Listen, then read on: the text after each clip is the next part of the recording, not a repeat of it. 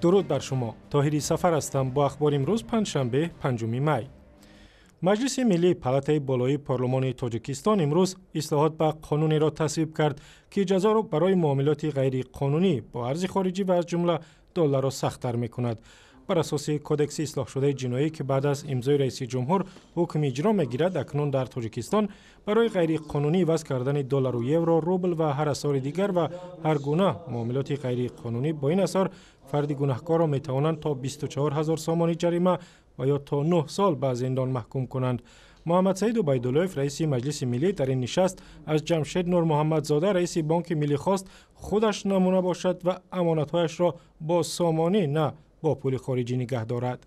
اکثریت ما میگیم لیکن حتما باید دیگر بوشور پولی رئیس بانک شده صورت بکنم خودش باید نمونه برای شما نورد کسی باید دیگر باید که از آن نباشد. در تاجیکستان بعد به شدت پایین آمدن قربی سامانی در برابر دلار در یک سال اخیر، مقامات تمام صرافی‌ها را بستند و جزا برای معاملات غیر قانونی با ارز خارجی را سخت‌تر کردند.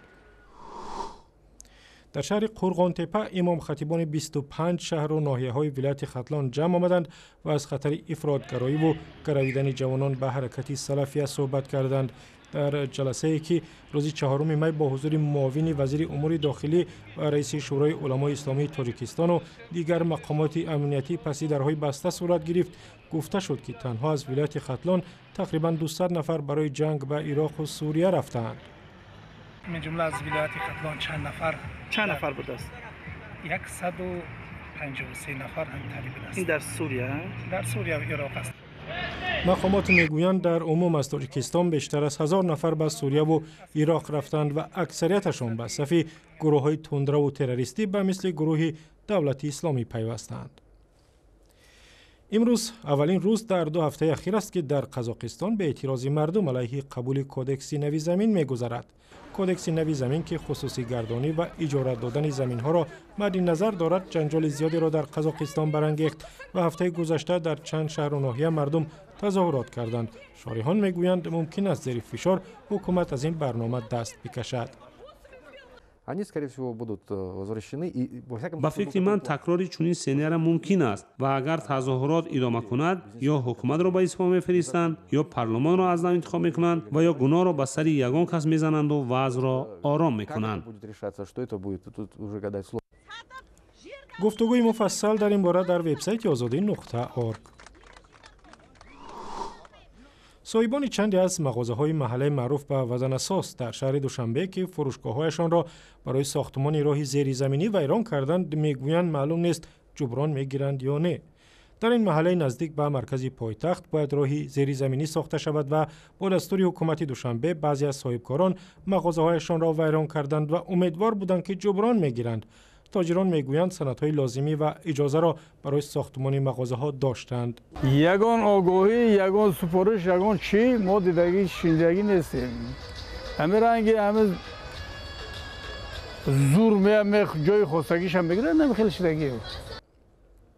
ولی مقامات حکومت دوشنبه میگویند صاحبکاران بعضی از این 8 مغازه را در جای ساختمانی را خودسرانه ساختند یا خودسرانه وسیع کردند. با گفته مقامات آنهایی که خودشان مغازه‌هایشان را ویران کردند جبران نمیگیرند چون که خود خواستند برای آبادانی دوشنبه سهم بگذارند. در شهر دوشنبه مسابقه قهرمانی باکسی آسیا در میان دانشجویان ادامه دارد که در آن بیشتر از 100 نفر شرکت دارند.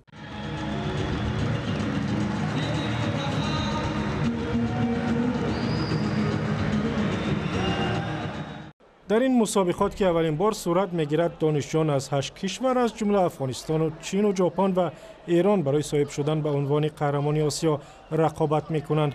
مسابقه را فدراسیون بین المللی ورزش دانشجویان، فدراسیون ورزش دانشجویان آسیا با دستگیری وزارت معارف و کمیته جوانان در تاجیکستان برگزار میکنند. در این مسابقه مردان از روی 10 وزن و زنان از روی 3 وزن نیرو می آزمایند. آزمایی‌های انتخابی روز 5 می به پایان رسید و غالبان مسابقه روز 7 می معلوم می شوند.